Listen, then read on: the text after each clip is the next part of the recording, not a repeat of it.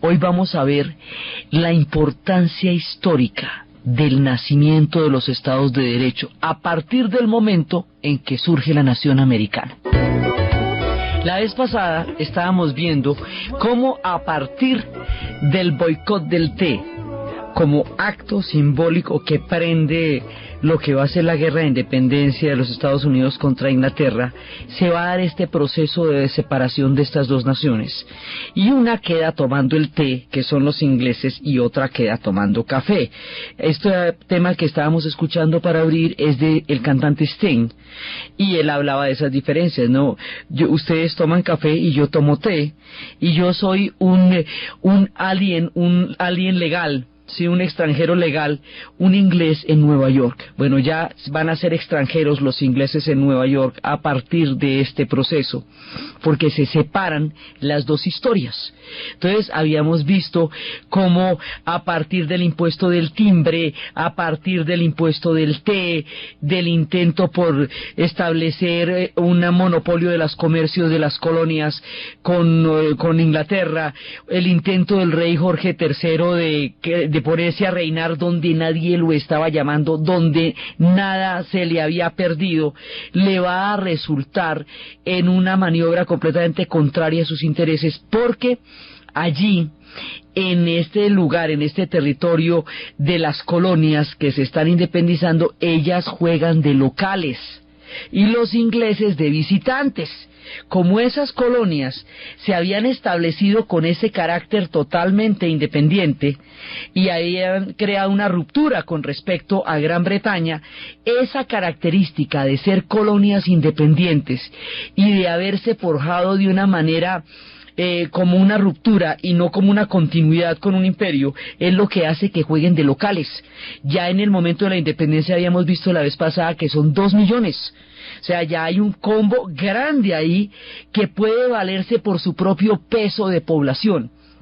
Y habíamos visto cómo a partir de las asambleas continentales, de los congresos, de los consejos continentales, empiezan a plantear la independencia, cómo los impuestos van a ser lo que a ellos les va a parecer completamente ilegítimo, como los ingleses querían que ellos pagaran impuestos para recuperar la deuda y el hueco al fisgo que se le había creado con la guerra de los 7 años contra los franceses, y como después de eso los ingleses han gastado un montón de billete en eso y querían que las colonias pagaran impuestos para que los ingleses pudieran sacar adelante su situación económica, y como las colonias dicen que ellos no tienen derecho a cobrarles esos impuestos porque a la hora de que finalmente ellos, los colonos, habían librado esa guerra contra Francia durante mucho tiempo ellos solos, y ellos la habían ganado. Pues sí, efectivamente los ingleses habían hecho maniobras heroicas y todo, pero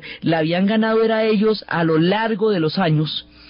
Y habíamos visto como una vez que se decide eso, empieza la campaña de independencia, se formula de la declaración de independencia, el acta de independencia, pero la formulación del acta, de ahí a que termine la guerra todavía falta tiempo, y habíamos visto cómo por las paradojas de la vida, todo el proceso de independencia se hizo para separarse para derrotar, en un principio se hizo para separarse de Inglaterra por los impuestos que Inglaterra le pretendía cobrarle a las colonias, que esos impuestos se los iba a cobrar para recuperarse de la guerra que habían emprendido contra los franceses, o sea, el detonante era la guerra contra los franceses, y como ahora, en el proceso de independencia, cuando Benjamin Franklin, el hombre del pararrayos, empieza a hacer lobby en Francia para que manden un ejército, serán en últimas los franceses los que van a definir la correlación de fuerzas, porque hay un momento en que eso está en tablas,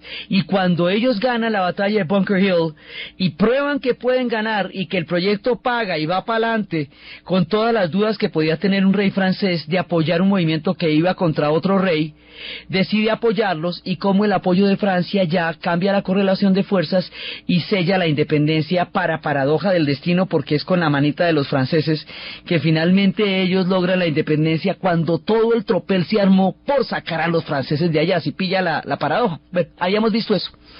Entonces, Ya cuando se sella la independencia, la conocen, va a ser reconocida por el Tratado de París. En ese momento los ingleses se van para su casa, porque ya la perdieron. O sea, hicieron todo lo posible para perder las colonias, cobrarles impuestos, intentar dividirlos, generalizar los acuartelamientos para que ellos tuvieran que tener en su casa a los soldados británicos. Mejor dicho, este rey procedió con muy poca sabiduría y facilitó las cosas para que los sacaran de allá, y como les digo, jugaban de visitantes los ingleses y de locales las colonias. Entonces, pues esto más o menos se va a dar rapidito, y ya con el Tratado de París ya se van. Francia declara la guerra ya, y ya después, en el momento en que se hace el Tratado de París, se van. ¿Cuándo se van? Ese tratado se va a hacer en 1781, que es la rendición del ejército británico en Yorktown, y ahí se van para su casa la mayoría. Otros británicos y gente que apoyaba a los británicos se van a ir para el Canadá. No se devuelven para la Gran Bretaña, sino que suben al Canadá. Y es entonces cuando llega toda esa cantidad de población anglo al Canadá, que los franceses, que originalmente habían tenido toda esa zona, van a quedar en minoría, abandonados ya por su país en el Tratado de la Nieve por el azúcar.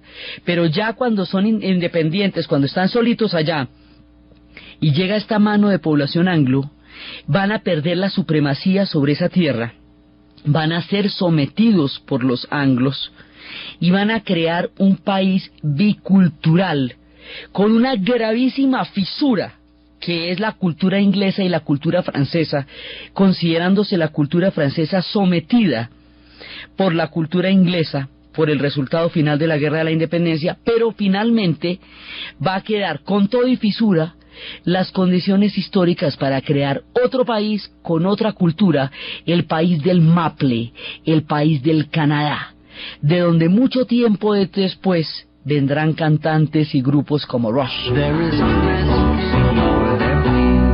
Son las historias del país de la hoja del maple, del que precisamente nos estaba hablando esta canción, con un conflicto entre los maples y los robles que nos contaba Rush. Ellos quedan por allá, después se nos aparecerán en la historia con su policía montada, y más adelante cumplirán otro poco de funciones dentro de la historia nuestra, y después hasta nos vamos para allá.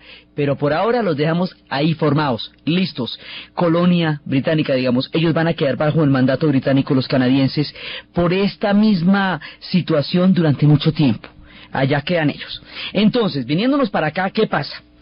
La independencia de la América del Norte tiene unos rasgos profundamente diferentes a la independencia de la América del Sur, y por lo tanto va a constituir un imaginario distinto. En la América del Norte, como el proceso de independencia no es tan complejo, por lo que les digo que juegan de visitantes los ingleses y de locales la gente de las colonias, entonces no está en la guerra misma el énfasis.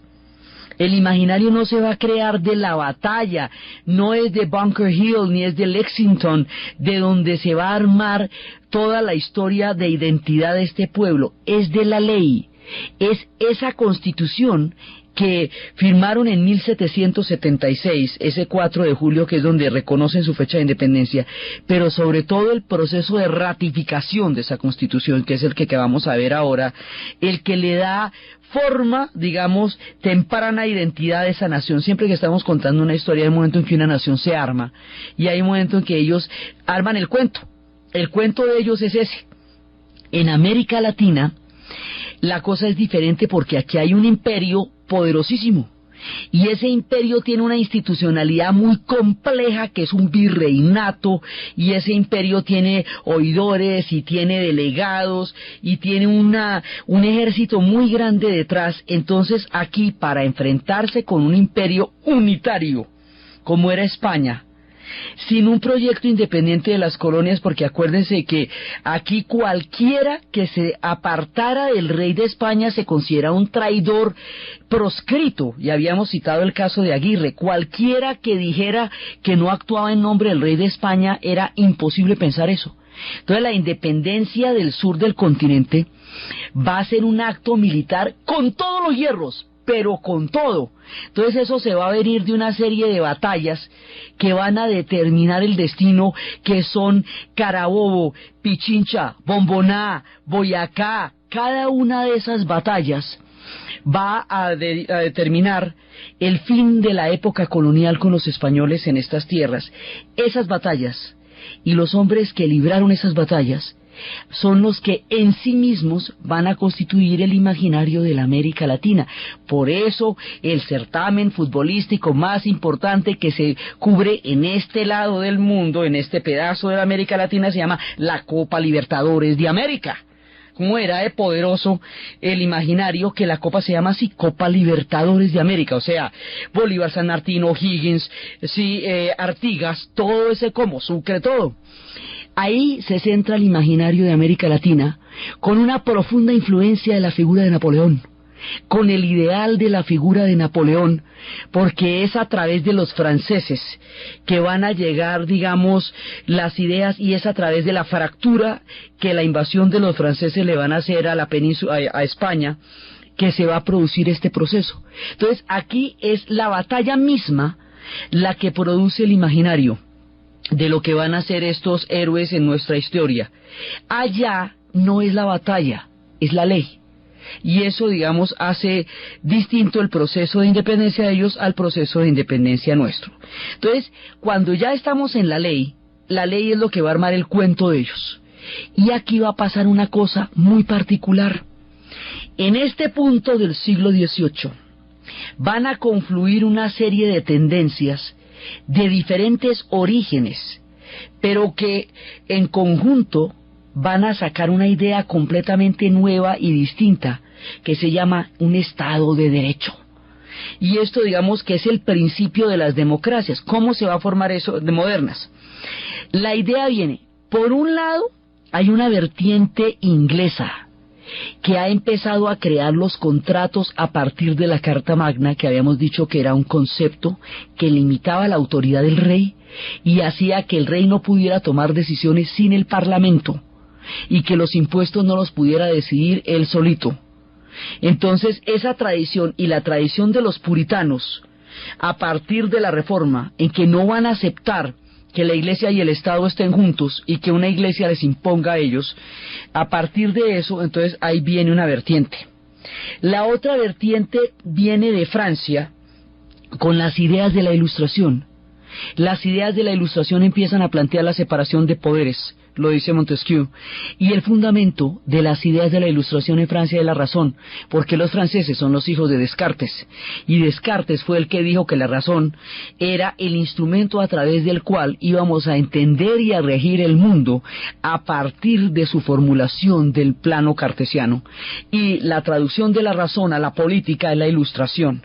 Es la separación de poderes, es derogar el Estado absolutista, es quitarle el derecho al rey sobre la vida mía y hacer que todos tengamos derecho a la vida. Eso es lo primero que van a plantear ellos, porque el derecho a la vida, de ahí para adelante siguen todos los demás. Entonces, todo el tema de la Ilustración, esto de Voltaire y de Rousseau, esto que habíamos visto, la Ilustración que en México no podía encontrar un asidero por el proceso que se dio en España de imponerla a la brava con las ideas de la invasión napoleónica, y por el proceso que desconocía el carácter mágico y mestizo de la nación mexicana, eso que allá no se pudo imponer en su momento sino siglos después, en Estados Unidos son ideas perfectamente afines y simultáneas. Mientras los franceses están en la discusión de la Ilustración, los americanos están en la discusión de la formación de este país. La tercera beta son los Estados Unidos, estos que se están formando. Entonces, esa tercera beta y la manera como ellos van a llevar a términos institucionales todos estos debates, en conjunto, es lo que va a formar un Estado de Derecho. Y son tres vertientes que se van a dar en el mismo siglo XVIII, ríos de la historia que van a traer un concepto completamente nuevo. Entonces ya sobre esto vamos a ponernos a armar la nación. ¿Cómo vamos a hacer?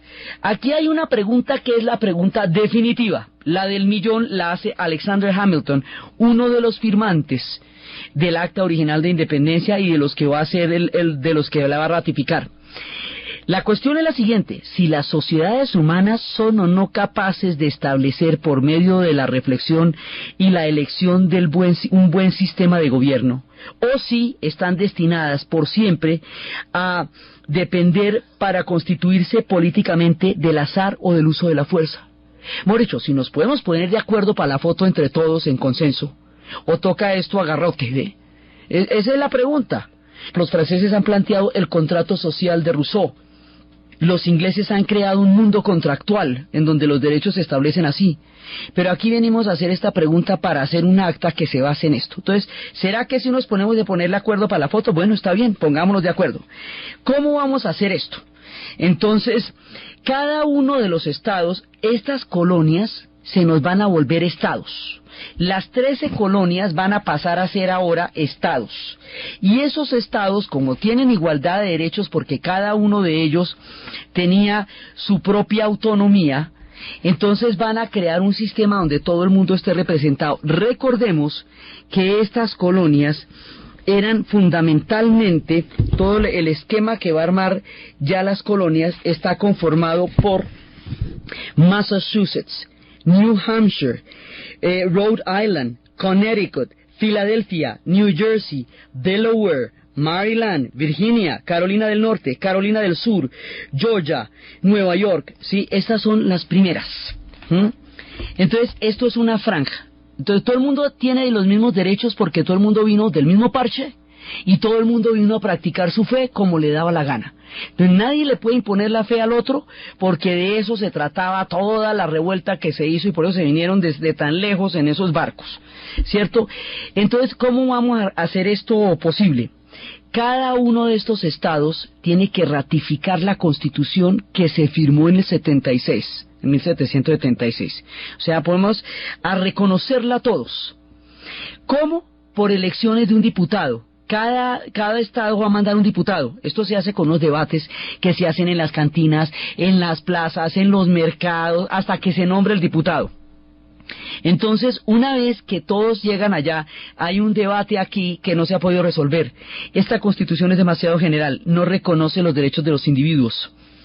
¿Y cómo hacemos para garantizar que el Estado no pase por encima de los derechos de los individuos, que es el tema más delicado del equilibrio de la nación americana en su fundación y en su imaginario? ¿Cómo resolver las relaciones entre el Estado y el individuo? Entonces, hagámosle unos datos muy puntuales que se van a llamar las enmiendas. Las enmiendas es el reconocimiento de los derechos individuales, específicos y clariticos, para que el Estado no me pase por encima. Yo tengo unos derechos sumamente míos. Entonces, vale, está bien, queda. Vamos a ponerle las enmiendas y así queda bien. Vamos a separar los poderes, o sea, como dice Montesquieu, ellos lo dicen también de su propio pecunio, pero es la idea de la separación de poderes. ¿Cómo vamos a separar los poderes? Esto de las enmiendas está basado en la Constitución de Virginia. Los de Virginia ya tenían esta idea. Entonces ahora vamos a montar esto bien. Una vez que hagamos esto, vamos a tener un poder que va a legislar. Ese poder va a legislar a través de las cámaras y eso va a tener un representante en la Cámara y en el Senado. Uno por representación directa, o sea, lo mandamos directamente, y otro por representación indirecta para establecer equilibrios. No hay, el Estado se va a poner muy fuerte. Es un Estado fuerte, pero los individuos tienen que tener sus derechos.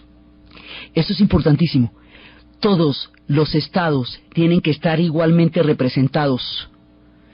De esa manera, ninguno va a montársela al otro. Y cuando se creen los nuevos estados, porque esto está planteado para que nuevos estados se vayan uniendo, esos nuevos estados van a entrar en igualdad de condiciones a los que ya existen. De manera que no va a haber estados subordinados para que esto funcione. Y la fuente del poder está en la frontera. Entonces ninguno de ellos le va a montar sobre la frontera al otro, sino que simplemente cada uno va a tener lo suyo. De aquí para adelante, como hay una frontera tan grande por conquistar, pues no hay lío entre ellos, porque lo que hay, desde el punto de vista de lo que están haciendo, lo que hay es tierras, ¿ve?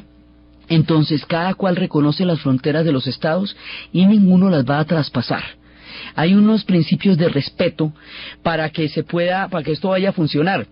Entonces, por un lado. Por otro lado, se van a promulgar unas leyes. Hay unas leyes que son federales, que tienen que estar de acuerdo con las leyes de cada estado para que esto funcione. Eso está sujeto a una interpretación. Esa interpretación la van a hacer los jueces.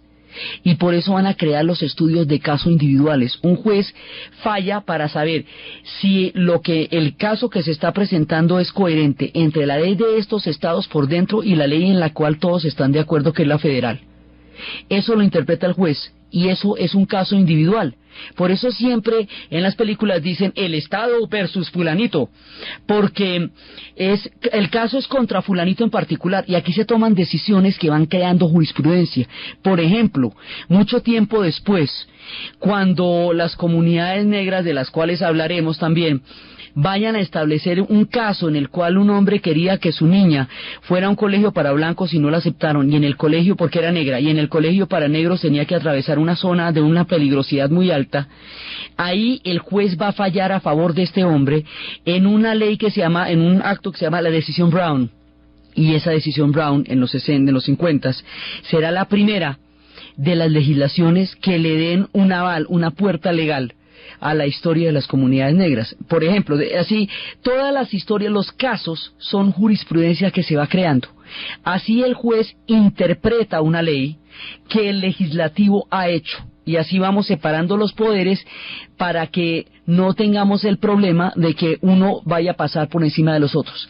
El ejecutivo lo resuelve, o sea, el presidente lo resuelve el gabinete, y en el ejecutivo tienen que estar representadas todas las opiniones y todas las partes para que esto tenga un funcionamiento. Y el que reconocemos que es el más chévere de todos porque se portó como un lulo es George Washington. Entonces lo vamos a poner de presidente los 2 primeros periodos para que de esa manera todo el mundo esté de acuerdo en quién va a empezar y de dónde arranca esto.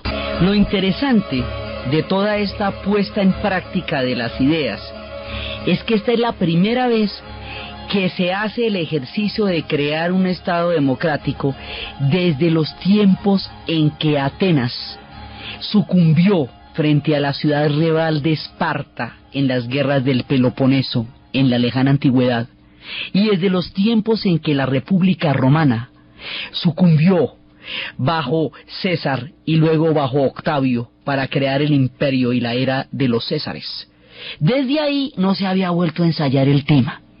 Entonces, en el siglo XVIII, todas esas ideas que habían creado en la época de la antigüedad Grecia y la primera parte de la historia romana se vienen a completar simultáneamente en geografías distintas, en culturas diferentes, porque hemos visto que la cultura francesa y la cultura anglo son bien distintas, y que los ríos que atraviesan la historia americana son ríos anglos. Es como esto que en el Tao llaman la sincronicidad. El Tao concibe una dimensión del tiempo en el cual las cosas se encuentran simultáneamente en un punto, en el espacio y en el tiempo. Ese punto en el espacio y en el tiempo es la segunda mitad, los finales del siglo XVIII. Ahí todas las ideas confluyen para crear una formación completamente nueva, que es esto que estamos hablando, un Estado de Derecho, donde haya derechos para los individuos y donde haya derechos para las comunidades. Esto es lo que se va a llamar la democracia moderna, y esto es lo que va a fundamentar la historia de los derechos humanos. Pues eso tiene que suceder dentro de un Estado de Derecho. Los Estados Unidos lo hará a través de su Constitución, de su declaración y de su ratificación. Y Francia lo hará a través de la Declaración de los Derechos del Hombre. Eso, y esas ideas, ahora mire cómo se va dando todo esto. La Declaración de Independencia Americana va a ser la primera.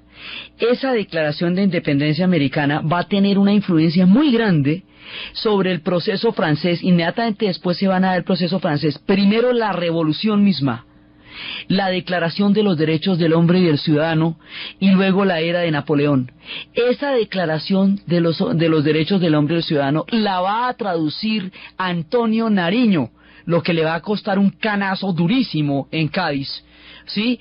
Y esas ideas van a llegar a través de Francisco de Miranda. Y esas ideas y esa declaración van a empezar el proceso de independencia de la América del Sur. que se produce cuando Napoleón invade España y fractura el poder imperial. ¿Sí ve cómo se va dando todo esto? Se van concatenando los acontecimientos en esta parte de finales del siglo XVIII y comienzos del siglo XIX, y eso va a generar la descolonización en este hemisferio y va a crear los estados de derecho y los imaginarios distintísimos. El nuestro por los héroes de las batallas, el de ellos por la fuerza de las leyes, digamos por la validez y por el peso de las leyes que están implementando. Eso se lo están inventando por ensayo y error, porque el antecedente inmediato tiene 2000 años. Entonces están viendo, a ver, echémosle a ver, que le faltan enmiendas, hágale, póngale enmiendas. Que no me parece tal cosa, ¿por qué no le parece? Cuente a ver y le echamos aquí la cosa. Entonces, para ponerse de acuerdo, y tenemos el legislativo con las cámaras, y tenemos los jueces interpretando la ley, y tenemos el ejecutivo, todo eso, para ponerse de acuerdo, hay una serie de puntos en los cuales se van a hacer un poquito, digamos, van a pasarlos por alto, porque si no los pasan por alto, no puede lograrse el acuerdo. Y el punto que van a pasar por alto no es un punto pequeño. El punto que van a pasar por alto es el tema de la población negra africana que en este momento está en condiciones de esclavitud. Como esto tiene tanto que ver con Virginia, las Carolinas están involucradas, entonces no pueden en ese momento dar el debate de la esclavitud, porque si no todos esos estados, los que tienen una economía de plantación, inmediatamente se separarían de la Unión. Y este es un equilibrio delicado de por qué se creó un país y no se dividieron los estados en parches propios, cada cual con su propia historia, en territorios totalmente autónomos, que hubiera podido pasar. Entonces dicen, bueno, vamos a hacer una cosa. Nosotros vamos a establecer una línea de arriba de esa línea, o sea, en la que corresponde a los estados del norte. Esa línea se llama la línea Manson-Dixon. De ahí para arriba, por unos agrimensores británicos que habían establecido ese límite. De ahí para arriba está prohibida la esclavitud. De ahí para arriba no va a haber esclavos. Y de ahí para abajo, pues estos estados, como son de plantaciones, sí van a tener esclavos. Por esa línea Dixie, toda la cultura del sur se le conoce como Dixie. Dixieland significa la tierra del sur, la tierra de los Dixies. Mucho más adelante, en tiempos de Kennedy, uno de la principal oposición que va a haber a los movimientos por los derechos civiles van a ser los Dixiecrats, es decir, los demócratas del sur, Dixies. Todo lo que tiene que ver con Dixie hace una alusión a esta línea, que es la que separa y evidencia dónde empieza el sur de los Estados Unidos, Dixieland.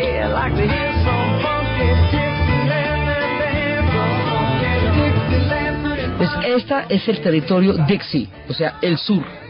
Y es en ese territorio donde va a surgir, en principio, el universo del blues, el universo de los espíritus, de los gospels y del blues, porque las comunidades negras, la gente que venía de África, va a quedar excluida de esto que estamos contando.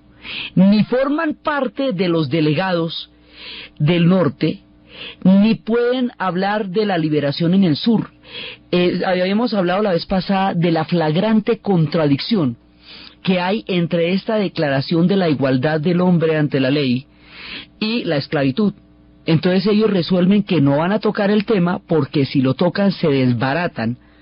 Entonces lo que quieren es hacer un país, y como aplazan el tema, cuando lo vayan a tocar, hacia mediados del siglo XIX se van a romper en 1000 pedazos en la guerra de secesión.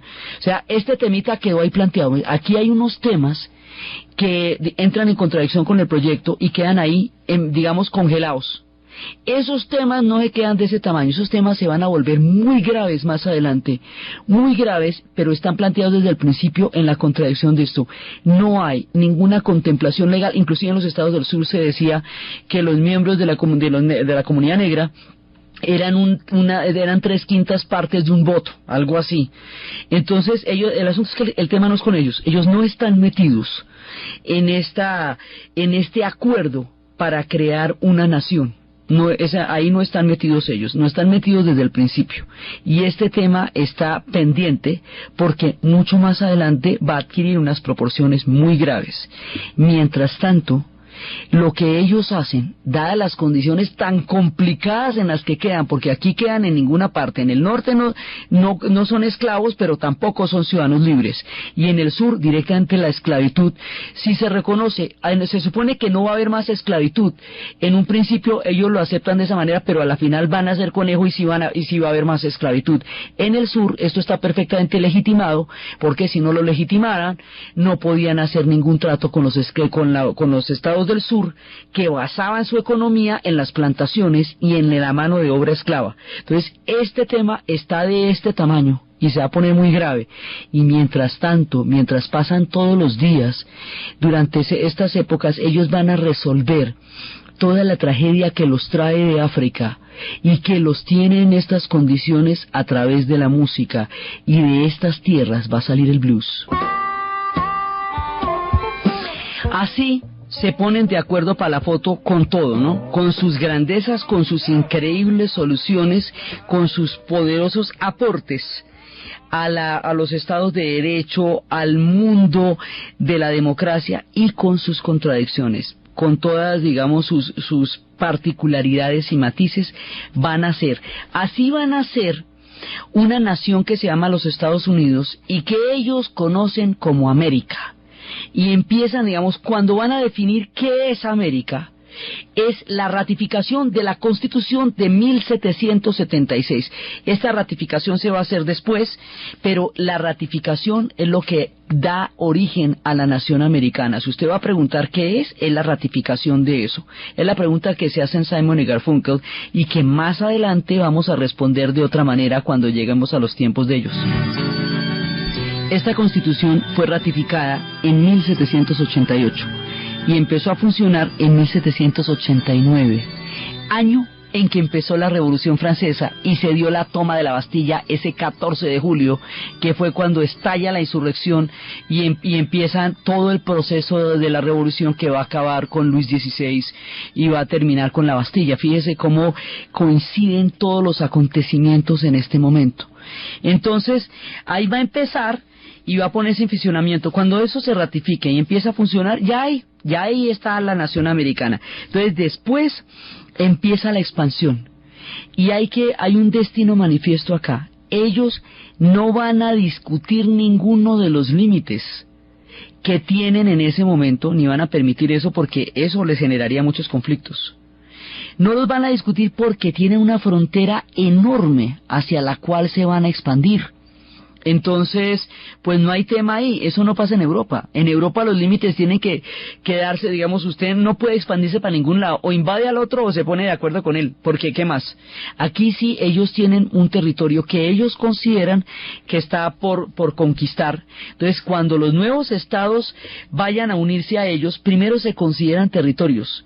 Se espera a que se pueblen con una suficiente densidad para ser reconocidos como estados. Una vez que se reconozcan como estados, entran a formar parte de esta unión en igualdad de condiciones, como habíamos dicho. Entonces, así se va a incorporar Kentucky en 1792, inmediatamente después Tennessee, todo esto para el sur, Tennessee también.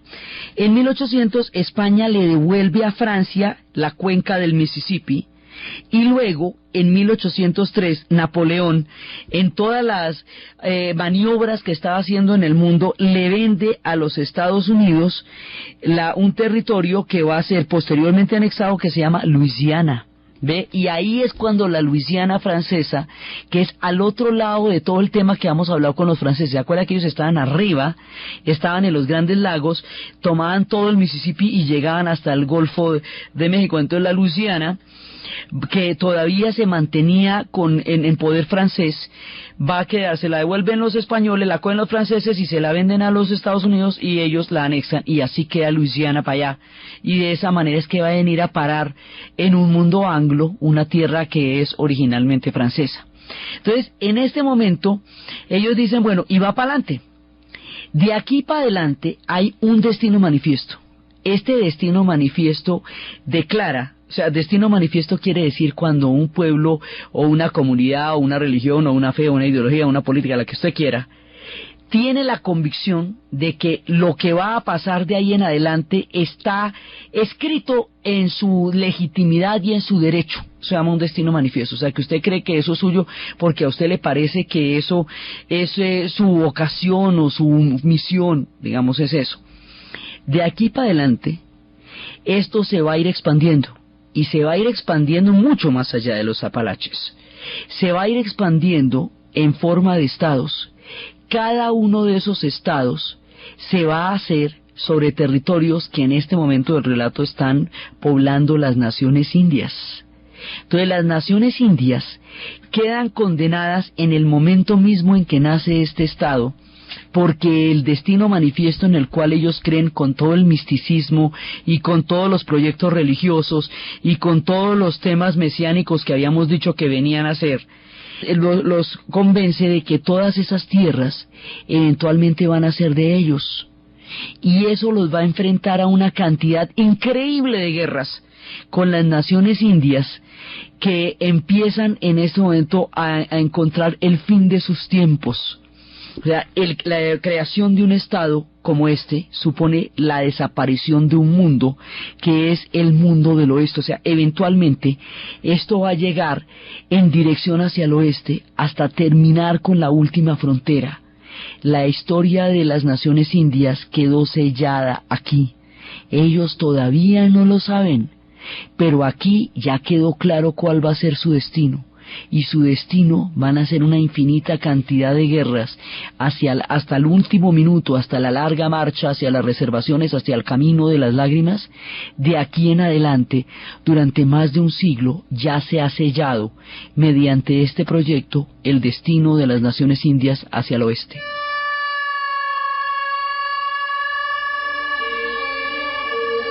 Así que en el momento de nuestro relato, la cosa queda de esta manera. Hay una franja conformada por 13 antiguas colonias que se han convertido en estados. Estos estados tienen una constitución, tienen un gobierno común que todos reconocen, que es el federal, y unas legislaciones propias que son de cada uno de estos estados. La conciliación entre las legislaciones propias y el gobierno común es la interpretación que hacen los jueces de la ley.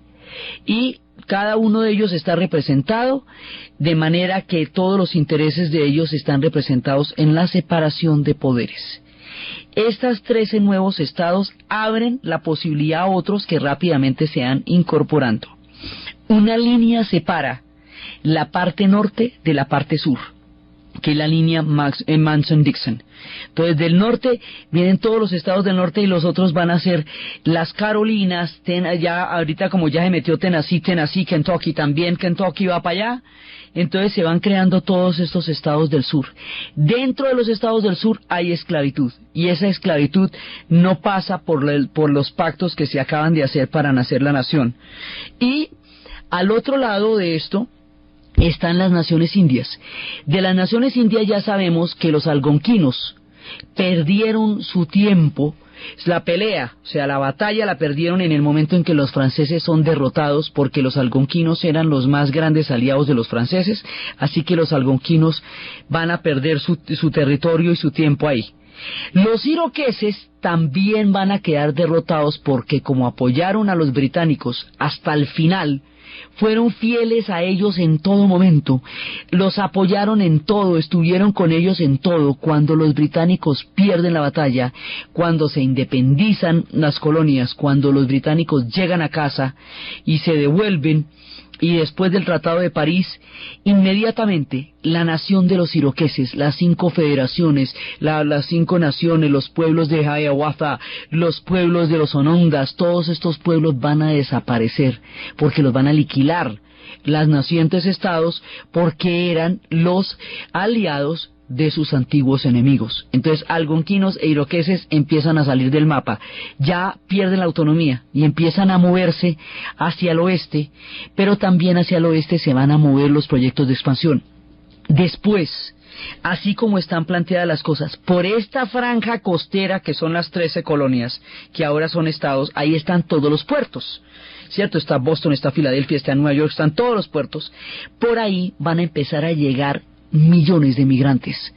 Poco a poco van llegando hasta que ya van a ser oleadas gigantescas, tantos como las estrellas, como decían en Danza con Lobos.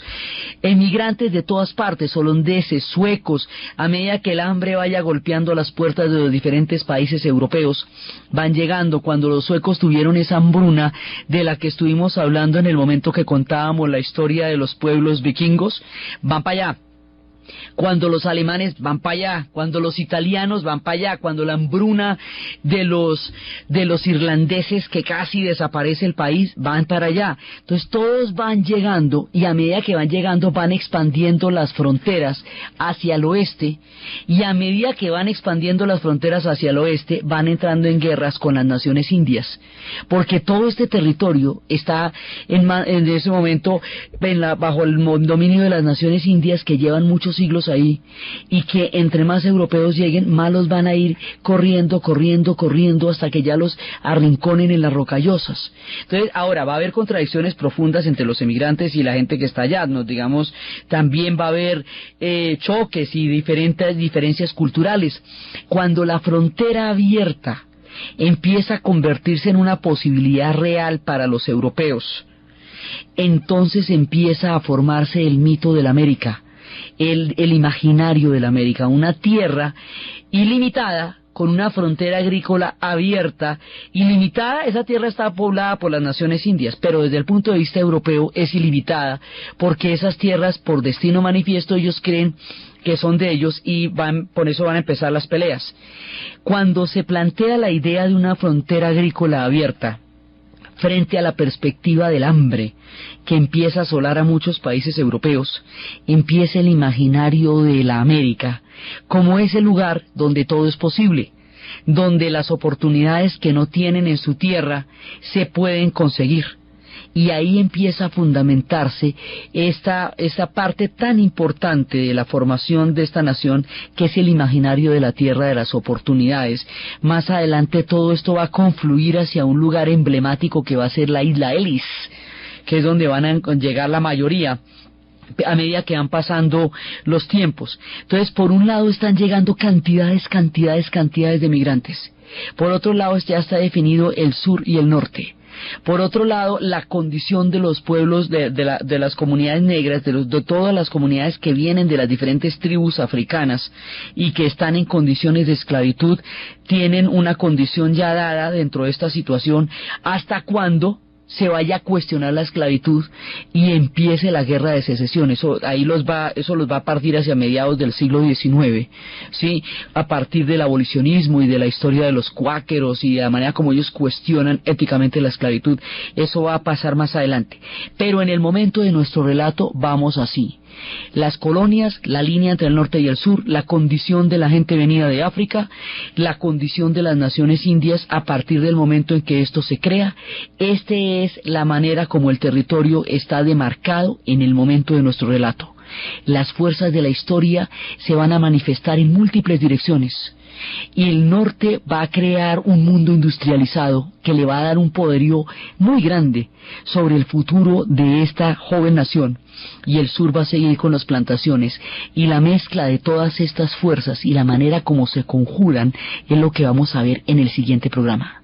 Entonces, desde los espacios de la formación de los estados de derecho, desde los conceptos de los individuos, desde las ideas que confluyen para crear la idea de la democracia y el concepto de la libertad de los individuos, desde las grandezas, desde las contradicciones, desde las naciones indias que ignoran este destino ya sellado, desde el consenso en el cual se pusieron de acuerdo sobre el respeto de la condición de cada uno de ellos para formar una nación, y desde todo el movimiento de ideas y de acontecimientos que se dan en este momento de la historia. En la narración, Diana Uribe; en la producción, Ernesto Díaz. Y para ustedes, feliz fin de semana.